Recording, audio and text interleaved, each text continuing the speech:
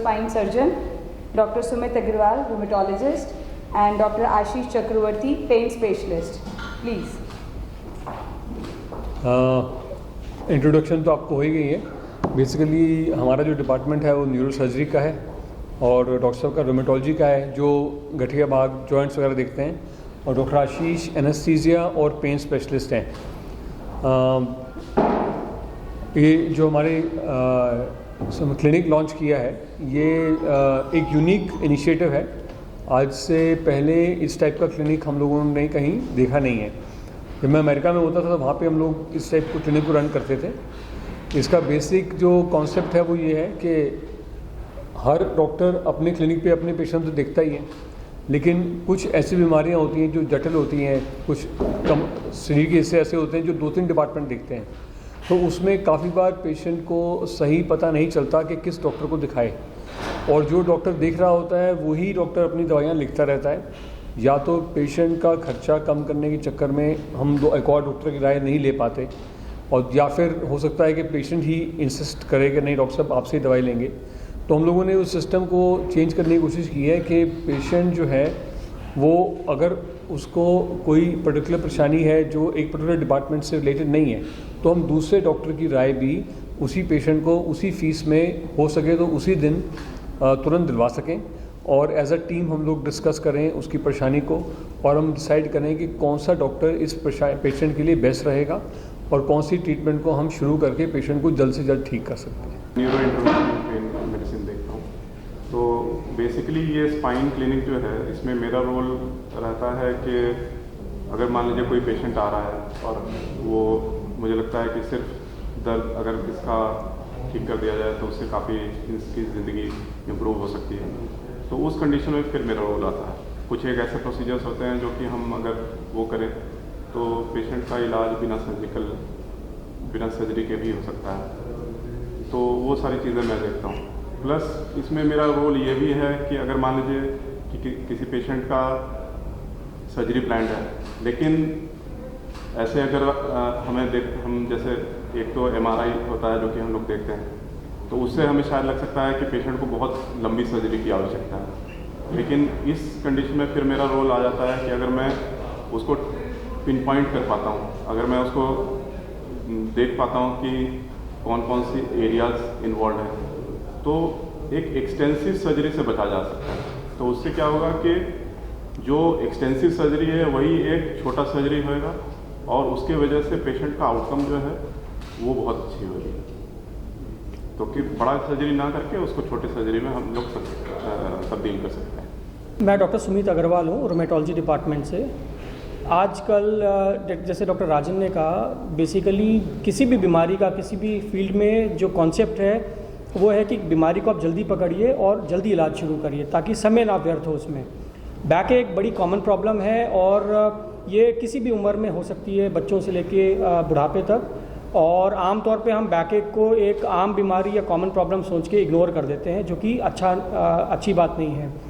कई बार ये गंभीर बीमारियों का लक्षण भी हो सकता है, और इसका जल्दी विश्लेषण करना, जल्दी नतीजे पे पहुंचना कि क्यों हो रहा है, और उसके मुताबिक उसका ट्रीटमेंट प्लान करना बहुत ज़रूरी होता है।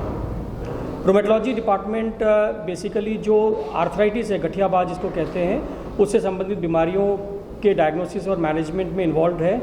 और रीढ़ की हड्डी में काफ़ी सारे जोड़ होते हैं, और इन जोड़ों में सूजन की वजह से बैकएक हो सकता है, खासकर यंग पॉपुलेशन में। ये रीढ़ की हड्डी के किसी भी भाग को, निचला हिस्सा या ऊपर गर्दन वाला हिस्सा जो है, ये प्रभावित होता है, और इसका मेडिकल मैनेजमेंट बहुत अच्छे तरीके से पॉसिबल है, प्रोवाइडेड कि इस बीमारी को हम जल्दी डायग्नोस करके ट्रीटमेंट शुरू कर पाएँ। डिस्क की प्रॉब्लम जो है बड़ी आम बीमारी, आम कॉमन प्रॉब्लम होती है, और आमतौर पर हम ये मान के चलते हैं कि कमर का दर्द डिस्क की वजह से हो रहा है, और अगर आप MRI कराएं बिना सोचे समझे हुए तो आप देखेंगे कि डिस्क की प्रॉब्लम काफ़ी सारे मेजॉरिटी लोगों में मिल जाती है, और एक वजह मिल जाती है हमें बताने के लिए कि हाँ डिस्क की प्रॉब्लम की वजह से बैकएक हो रहा है। लेकिन उसके शैडो में जो दूसरी बीमारियां हैं गठियाबाई की खासकर, वो मिस हो जाती हैं। तो जब तक इसका ठीक से फोकस्ड इन्वेस्टिगेशन ना हो, ये बीमारी आमतौर पर मिस हो जाती है, और इसी वजह से ये पूरा का पूरा कॉन्सेप्ट आया जिसमें इंटीग्रेटेड स्पाइन क्लिनिक हमने शुरू किया है, और इसमें हर स्पेशलिस्ट अपने अपने तौर से मरीज़ को देखेंगे, और कोशिश यही करेंगे कि कुछ ही दिनों में हम एक नतीजे पे पहुंच पाएँ कि डायग्नोसिस क्या है और ट्रीटमेंट को प्रॉपरली शुरू कर पाएँ। सर, इसके लिए घरेलू उपाय अगर कोई को अगर पैन स्टार्ट करता है तो उस समय पे क्या करना चाहिए? देखिए, सबसे इंपॉर्टेंट चीज़ ये होता है कि अगर एक्यूट बैक पेन हो रहा है आपको तो रेस्ट करिए आप। अगर 2 दिन के रेस्ट के बाद भी अगर आपका पेन परसिस्ट कर रहा है तो डॉक्टर से मिलना ज़रूरी होता है। तो स्पाइन के कारण क्या क्या बीमारी ज़्यादातर देखने को मिलती है? अक्सर हमारे पास जो मोस्ट कॉमनली प्रॉब्लम्स आती हैं, या तो कमर के अंदर या गर्दन के अंदर दर्द, या फिर हाथों में कमज़ोरी या हाथों में झुंझुनाहट या सुनपन पैदा होना, पैरों के अंदर भी हाथों के अंदर भी। और इनके मोस्ट कॉमन कॉजेज़ तो आज की तारीख में भी डिस्क वगैरह ही हैं। स्लिप डिस्क गर्दन के अंदर होना या कमर के अंदर होना, जिसकी वजह से नस दब जाती है या नस इरिटेट होती है, जिससे पैर में दर्द जाता है। उसके अलावा जैसे डॉक्टर ने बताया कि कभी कभी जॉइंट से भी दर्द पैदा होता है, कभी कभी नर्व्स ही वीक हो जाती हैं, जिसको हम न्यूरोलॉजी डिपार्टमेंट के अंडर तहत ट्रीट करते हैं। कुछ पेशेंट्स के अंदर देखने आता है कि हड्डी क्रैक हो गई, फ्रैक्चर हो गया, तो वो ऑर्थोपेडिक्स जैसे डिपार्टमेंट भी कवर करते हैं। तो वैसी तात्पर्य ये है बताने का कि भी डिफरेंट डिपार्टमेंट्स ऐसी बीमारियों को, स्पाइन को ही ट्रीट करने वाले करीब 5 से 7 डिफरेंट डिपार्टमेंट्स हैं।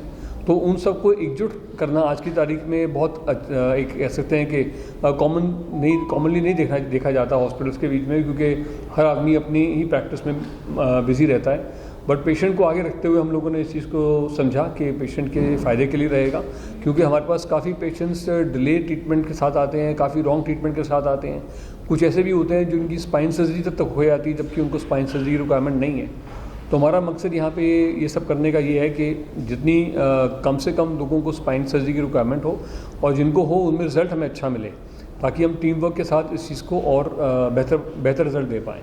क्या ऐसा कुछ आप लोगों ने एक्सपीरियंस किया कि इस तरह की जो बीमारी आती है अपने हॉस्पिटल में, या कैसे? हाँ, बहुत अच्छा सवाल पूछा आपने। ये हम लगभग 1.5 साल से इस चीज़ को एक इनफॉर्मल तरीके से ऑलरेडी प्रैक्टिस कर रहे हैं, जिसमें हम एक दूसरे की एज अ टीम मदद लेते हैं। और हमने देखा है कि पेशेंट्स का जो सेटिस्फेक्शन लेवल और सक्सेस लेवल काफ़ी हाई हो गया है ऑलरेडी इन बीमारियों में को लेके। तो इस चीज़ को हम formally as a formal clinic launch कर रहे हैं। तो सर, जैसे आपने ये एक्सपीरियंस किया, इसमें कितने दिन में मरीज को आराम मिल जाएगा? हाँ, ये आपने बहुत अच्छा सवाल पूछा। देखिए, इसके अंदर हमारा मकसद ये है कि हम सबकी जो ओपिनियन है, हो सके तो जिनकी रिक्वायरमेंट है वो सेम डे पे ले सकें तो बहुत अच्छा है, क्योंकि पेशेंट हमारे पास बहुत दूर दूर से आते हैं, कुछ बिहार से, कुछ मध्य प्रदेश से। तो हम चाहते हैं कि उनको बार बार एक हफ्ते की वेट ना करनी पड़े अपॉइंटमेंट्स के लिए। तो ऐसे पेशेंट्स को हम लोग फास्ट ट्रैक करेंगे, ताकि सेम डे पे हो सके तो किसी न किसी की हमें वो मिल जाए ओपिनियन।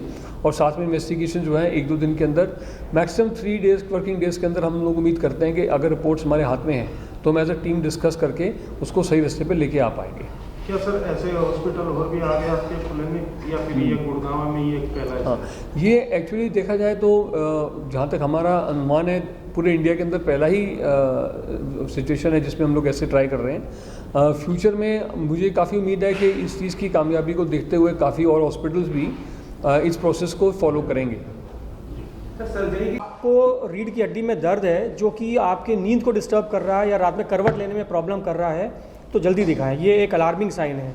अगर कमर के दर्द के साथ आपको बुखार आ रहा है या वजन घट रहा है, भूख की समस्या हो रही है, तो जल्दी दिखाएं। दर्द बहुत ही सीवियर है, हर दिन पेन किलर खाना पड़ रहा है, तो जल्दी दिखाएं सर। उसके अलावा अगर पैरों में कमज़ोरी आनी शुरू हो गई या पैरों में सुनपन आना शुरू हो गया और लटकना शुरू हो गया पैर, या हाथ के अंदर कमज़ोरी आनी शुरू हो गई, ये भी एक बड़ा वार्निंग साइन है। इसमें आपने अर्ली टू अर्ली दिखाना चाहिए और देसी नुस्खे तो बिल्कुल नहीं अपनाने चाहिए।